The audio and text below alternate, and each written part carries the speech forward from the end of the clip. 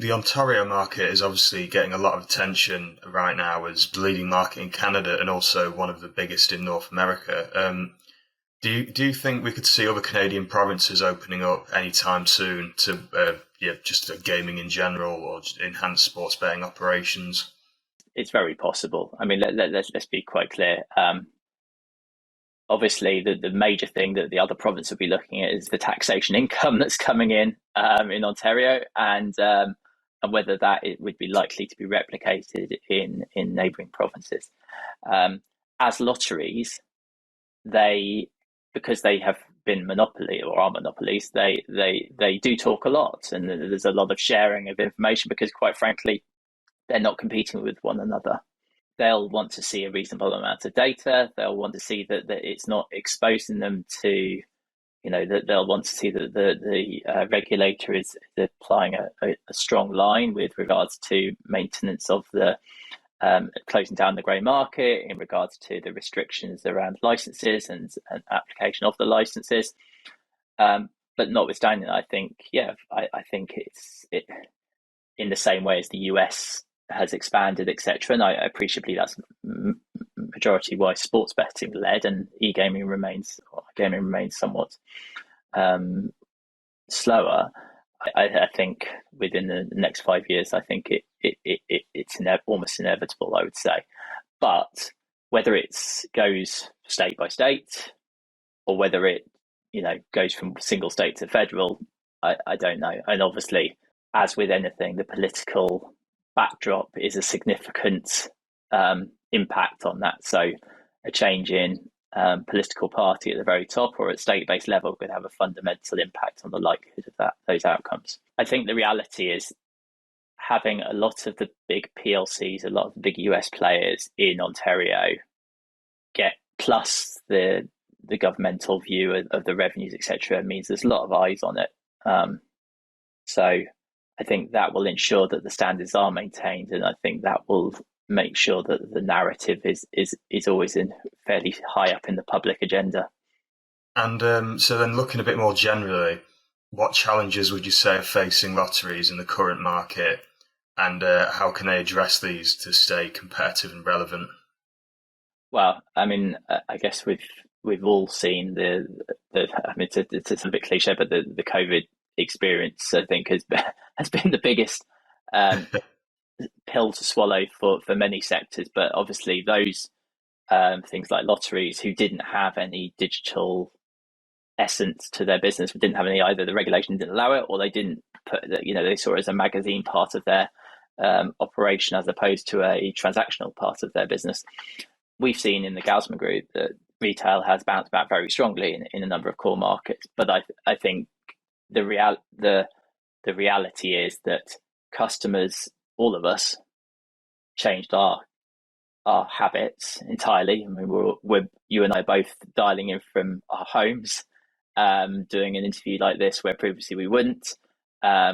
Every day we're doing things using digital, mobile, or whatever, that even a few years ago we might have done a far greater proportion of those things in a retail context. So lotteries are having to adapt that, whereas, as I say, there were a good significant number of lotteries who perhaps had a mobile app that was simply a results service. Or they might have had two apps, one that was transactional and one that was a results service. And you were cutting up your audience and you weren't tracking them and so forth. So I think COVID has shone a very strong light on these things. It ensured that a significant amount of focus was put into digital capabilities, digital teams, digital expertise, choosing the right partners, etc. Whereas previously in both gaming and lotteries, perhaps a number of them would work with a partner who took everything off them, but didn't have the strength of performance, didn't have the levels of personalization that really allowed them to differentiate themselves in an open and competitive market. That's where Bede really focuses. We demonstrate that we're strong corporately, strong capability, open platform, giving operators a lot of control, a lot of ability to work with both our strong portfolio of products and platform, but also working with other players in where they wish to. That's a very important and powerful. I mean, you're seeing a lot of the classic decision making in the US, of where they're looking at, they might have gone partner and then they consider, do I buy, do I build, etc. And from our viewpoint, we encourage that kind of dialogue, because quite frankly, the right answer is probably a mixture of things. You should have some of your own internal capability, of course you should, but ultimately operators' core strength, both lottery and gaming, is in managing and understanding their customer, managing the responsibility of that customer engagement. They don't want to hire hundreds and hundreds of technicians to build out product where they don't have core competency. That exposes them to a huge amount of risk and a huge amount of spend. But they do want control. So that's what products like Bede do. It enables customers to build on top of, to have control at the front end, to control that customer engagement, and at the center of it, to have all the data they need to both have the transparency, but also the control and the ability to leverage up their strengths. It is changing, but it is far more about kind of customer retention and having that foundational core technology capability.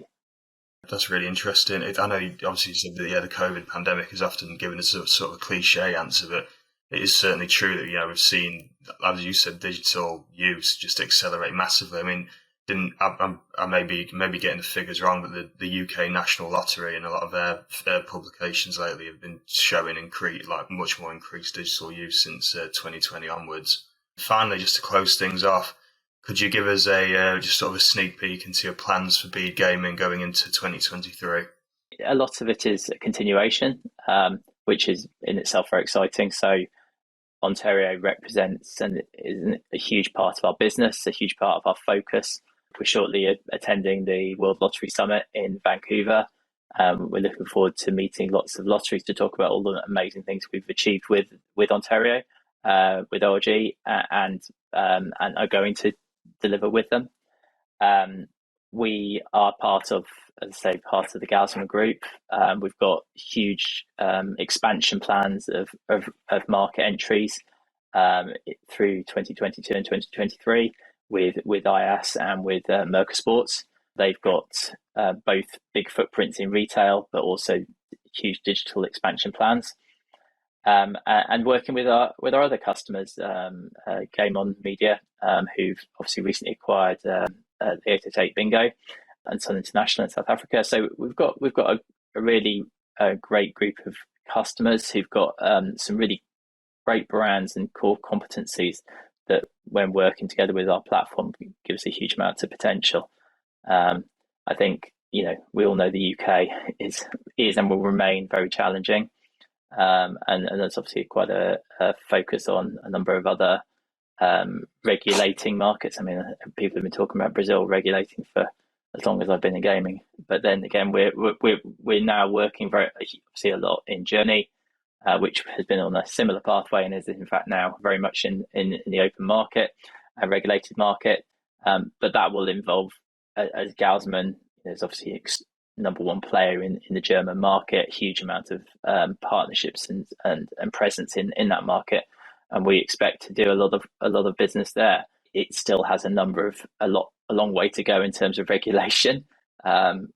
Typically these markets continue to change quite significantly for the first 3 to 5 years, and I think that is inevitable. It's obviously quite a strong, hard taxation regime in Germany on the gaming side.